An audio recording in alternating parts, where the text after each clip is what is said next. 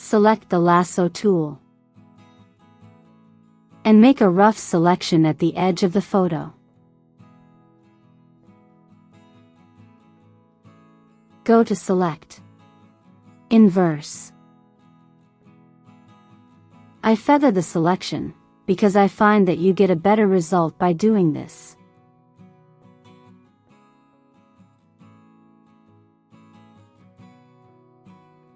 Go to Edit, Generative Fill.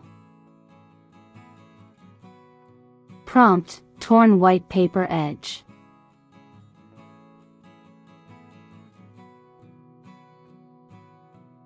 You now have 3 different results.